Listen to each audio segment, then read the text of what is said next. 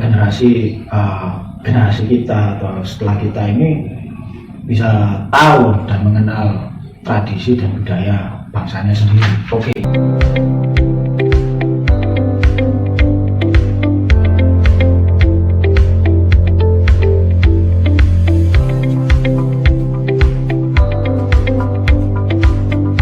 Halo Rek, kembali lagi di channel Kopi Ganes bareng Dito sama Mas Eblas, seorang musisi, pencinta seni dan budaya, arek Surabaya Nyel. Mas, kita ketemu di Ganes ya Mas ya. Waktu itu kita sama Bapak, kita ngobrolin tentang waktu. Nah, kebetulan ini mungkin juga waktu yang tepat untuk bertemu kembali. Waktu yang tepat untuk soan diterima. Terima turun Mas, diterima di rumah. Akhirnya ke rumah saya Kopi Ganes. Saya ini udah lama Mas kok kayak bentuknya kok. Pokoknya saya itu mulai menyukai dan menggeluti hobi saya ini itu 2010. Oh, dari 2010. 2010 ini sudah ikut sama saya. Ini sebenarnya saudara ya. Oh, saudara. Ada namanya nggak Mas? Saya masih mikir ini. Nah, biasanya kan nek wong seneng barang ya, kasih nama sesuatu kan dikasih nama ya. Ya ini kalau ini karena ini kan ada dua pasangan. Saya anggap ini pasangan.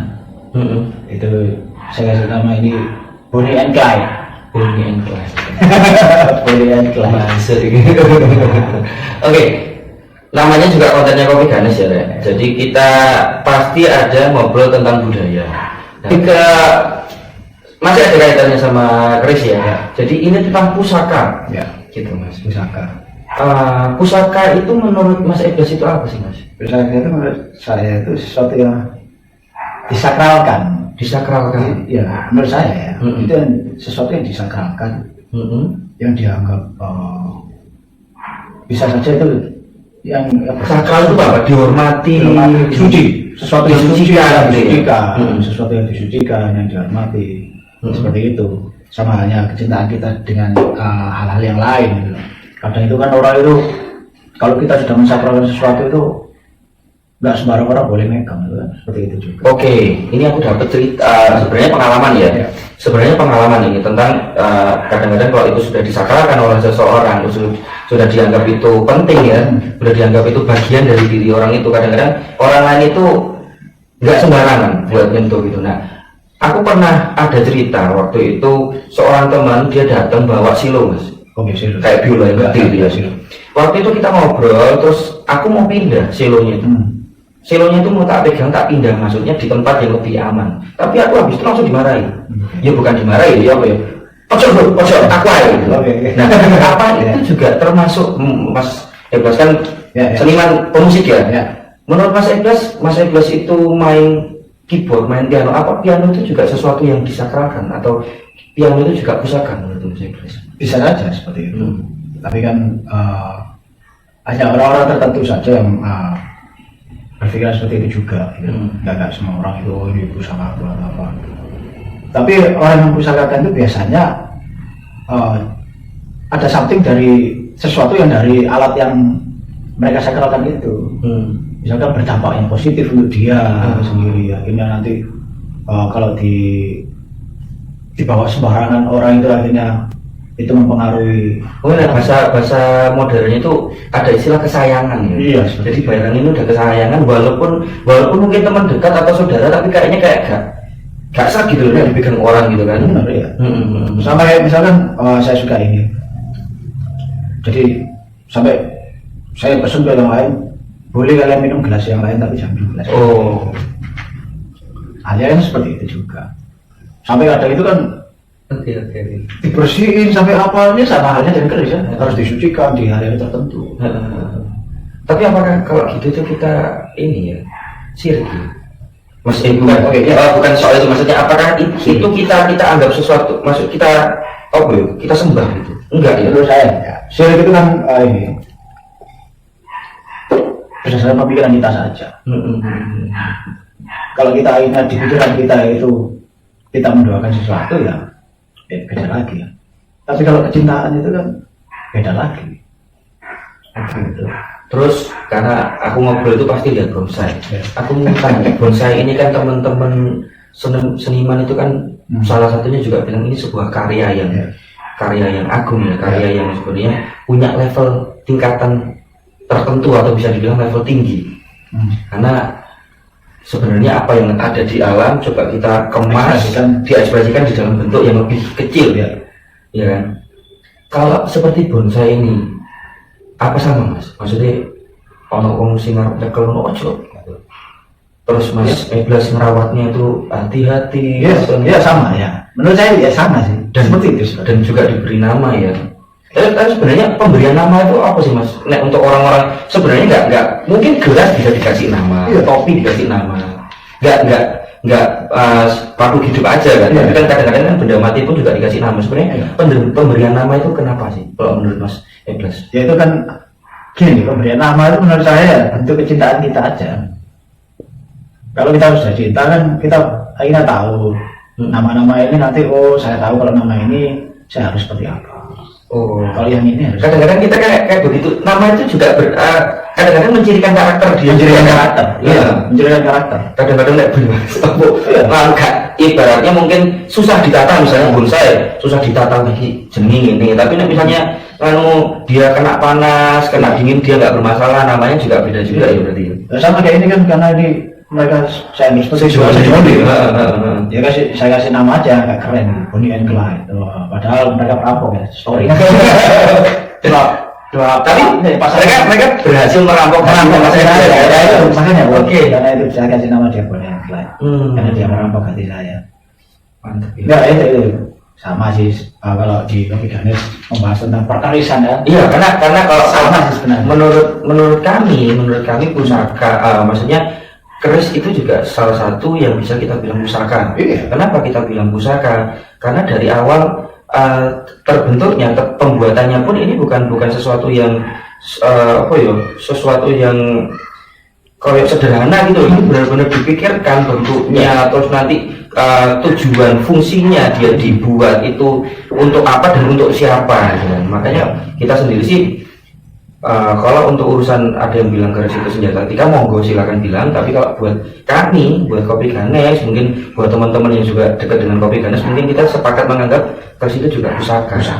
Ya, kita sangat menghormati, kita sangat apa ya, ibaratnya menganggap ini sesuatu apalagi berkaitan dengan budaya ya, ini peninggalan budaya ya, peninggalan budaya bangsa Indonesia, tradisi budaya Indonesia gitu. Dan yang menarik ini aku ingin tanya lagi, kan kemarin kan Mas Eblas itu kan sempat bawa pusaka ke Ganes ditanyakan. Nah, terus sekarang gimana Mas? Kondisinya gimana? Kondisinya masih lali apa kondisinya masih sama. Ada yang kayaknya di bawah ini, di belakang ini. Wah, ini saya nggak tahu ini apa ya. Mungkin teman-teman Ganes atau apa, saya sudah diskusi dengan. Tapi ini memang satu-satunya yang dipunya sama Mas Eblas ya? Iya, ini saya dapat pemberian dari salah satu teman yang saya nggak tahu ceritanya. Pokoknya dia tiba-tiba memberikan ini ke saya, katanya ini punya saya. Aneh ya? Lucu ya? Ini gonmu gitu ya? Iya, ini punyanya. Padahal Mas Eblas waktu itu yang nggak pernah kepikiran dan nggak pernah tahu apa. Ada nggak keinginan gitu, aku pengen duit keris gitu? Nggak ada, sama sekali nggak ada. Tiba-tiba saya dikasih, ini punyanya sampean, tolong dirawat, jaga itu aja. Jadi ya sudah, akhirnya ya saya jaga dan saya simpan di tempat yang nyaman lah. Iya. Dan akhirnya saya mencari info-info. Karena kan kalau ibaratnya kita juga nggak tahu ya ini usianya berapa, maksudnya ini sepuh dan bisa sampai ke masa ini dan dan sampai sekarang ini kan pasti ini bukan sesuatu yang sederhana, bukan barang biasa gitu.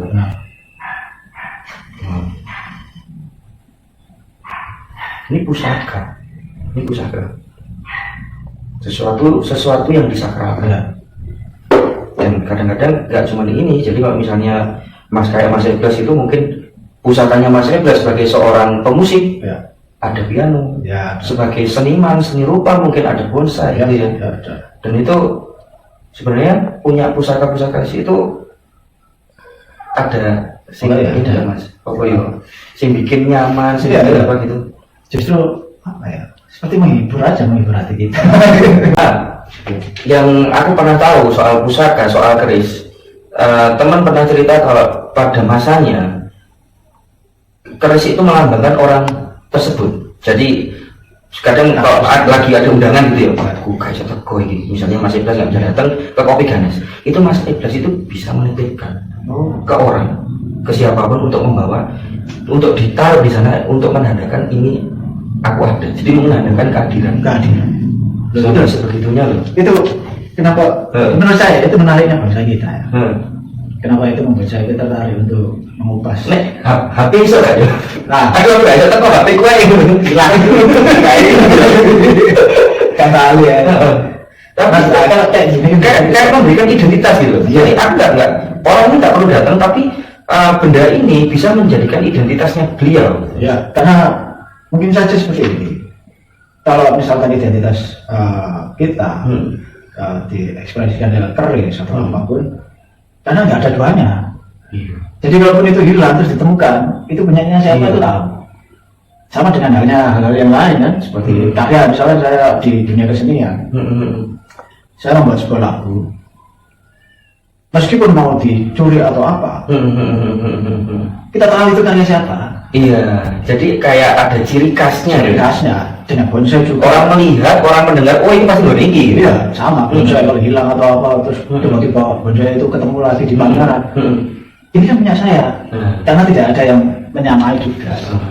Mungkin itu ya. Ya, meskipun gayanya disamakan, tapi pasti ada ciri dan karakternya itu ada sedikit beda, dan itu yang tahu adalah si pemilik. Biasanya seperti itu. Sebenarnya kan ini kalau bicara kan ini juga sebuah karya seni. Karya seni. Karena di situ kan juga sebuah karya seni. Dan dia ilmiah juga loh, Mas. Ilmiah, sangat ilmiah. Pembuatannya ada kaitan kimianya, ada kaitan fisikanya kan? Iya. Maksudnya gak ujuk-ujuk tadi. Dua motor langsung dari barangnya kan nggak mungkin tuh. Nah itu kan kelebihannya bangsa kita yang harus kita kupas terus ini. Agar generasi kita atau setelah kita ini bisa tahu dan mengenal tradisi dan budaya bangsanya sendiri. Bangsa yang besar itu bangsa yang berbudaya. Oke. Jadi jangan pernah melupakan tradisi dan budaya kita, meskipun sudah banyak apa ya, akulturasi ya, baur gitu ya. Jangan sampai itu budaya kita itu tergerus. Tetap mencintai siapa diri kita dan mau seperti Kopi Ganes, uri-uri budaya itu kan menarik sekali. Karena bangsa kita ini bangsa yang kaya dari alamnya, tradisinya, budayanya, semua ada di sini. Itu kenapa saya punya lagu.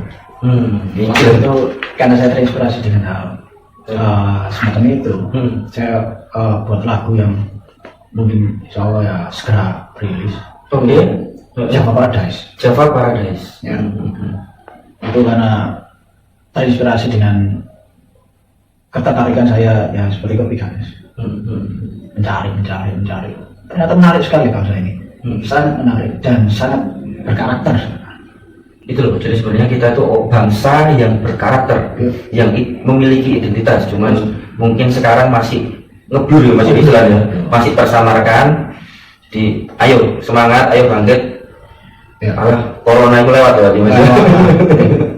Oke, dan terakhir ini selalu menjadi quote ya, Kopi sih.